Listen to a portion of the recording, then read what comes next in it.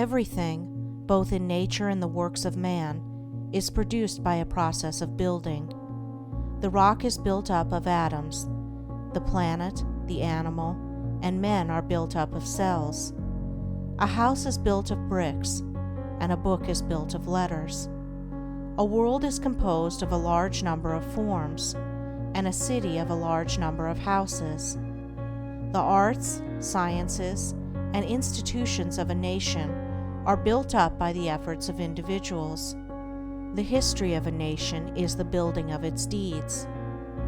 The process of building necessitates the alternate process of breaking down. Old forms that have served their purpose are broken up, and the material of which they are composed enters into new combinations.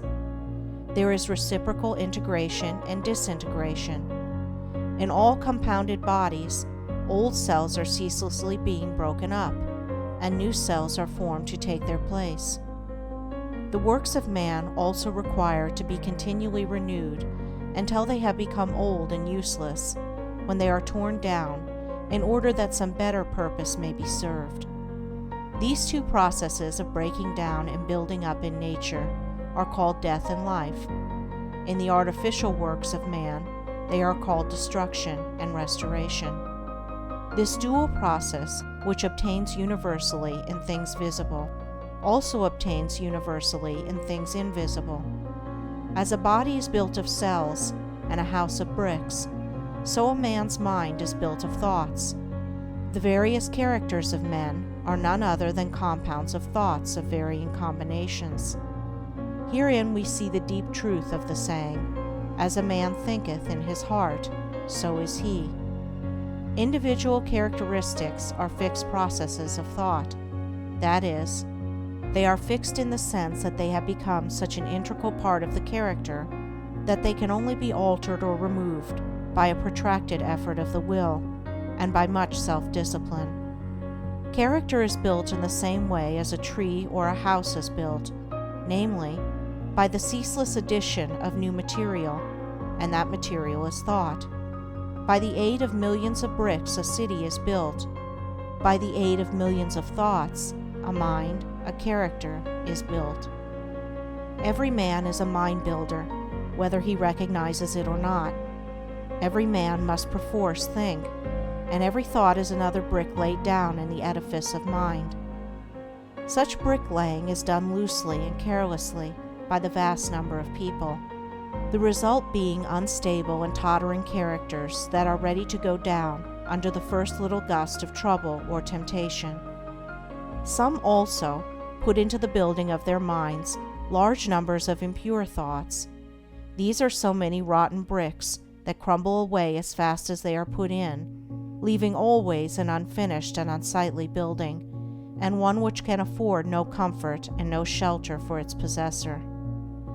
Debilitating thoughts about one's health, enervating thoughts concerning unlawful pleasures, weakening thoughts of failure, and sickly thoughts of self-pity and self-praise are useless bricks with which no substantial mind temple can be raised. Pure thoughts, wisely chosen and well placed, are so many durable bricks which will never crumble away, and from which a finished and beautiful building, and one which affords comfort and shelter for its possessor, can be rapidly erected.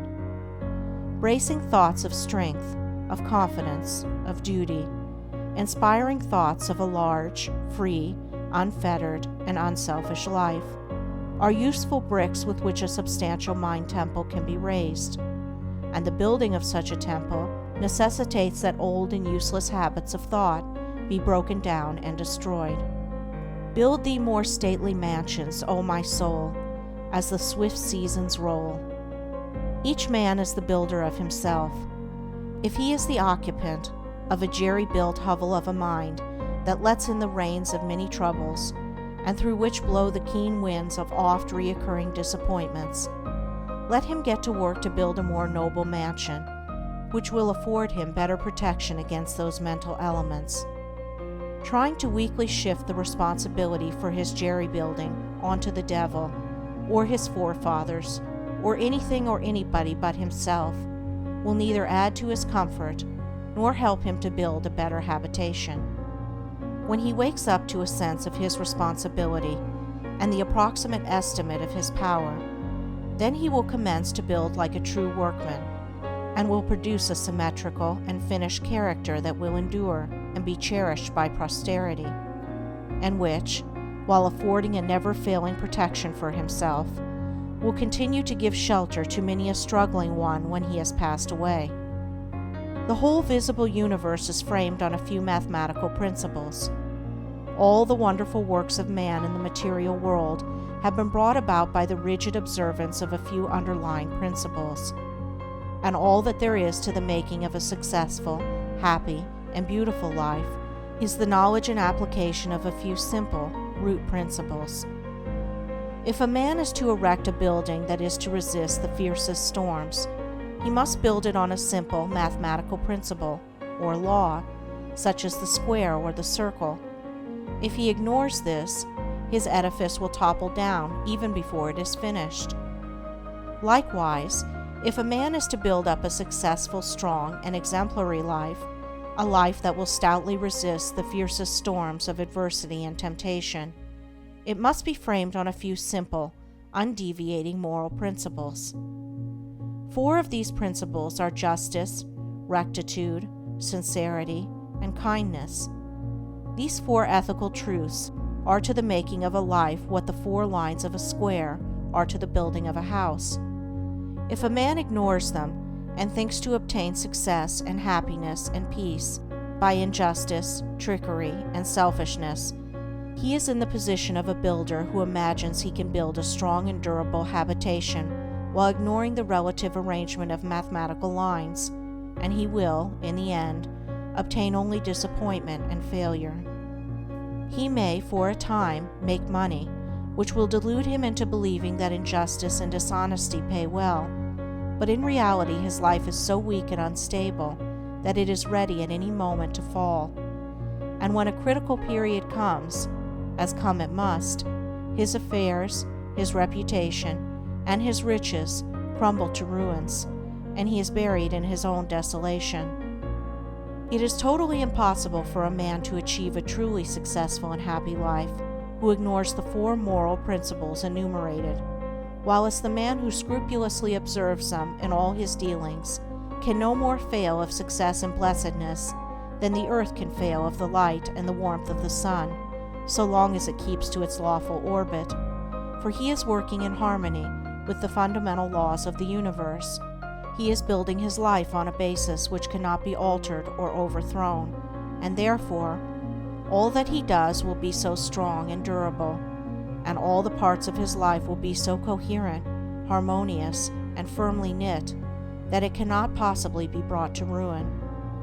In all the universe, forms which are built up by the great invisible and unerring power will be found that the observance of mathematical law is carried out with unfailing exactitude down to the most minute detail.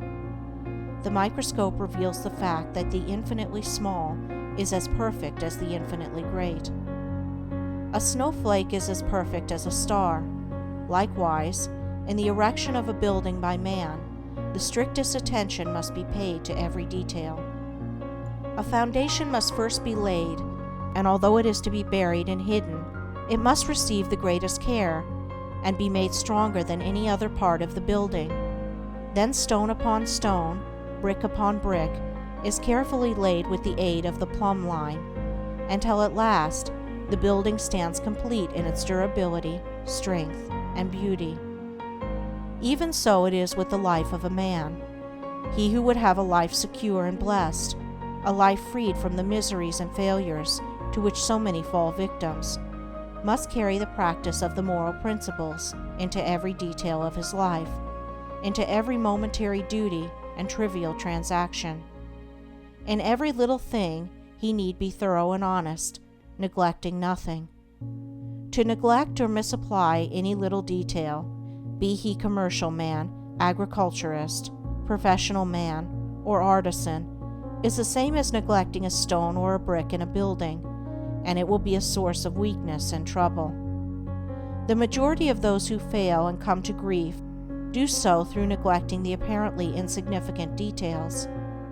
It is a common error to suppose that little things can be passed by, and that the greater things are more important and should receive all attention.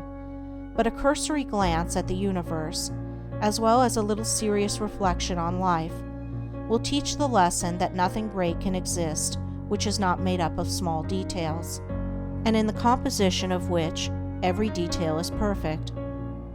He who adopts the 4 ethical principles as the law and base of his life, who raises the edifice of character upon them, who in his thoughts and words and actions does not wander from them, whose every duty and every passing transaction is performed in strict accordance with their exactions, such a man, laying down the hidden foundation of integrity of heart securely and strongly, cannot fail to raise up a structure which shall bring him honor, and he is building a temple in which he can repose in peace and blessedness, even the strong and beautiful temple of his life.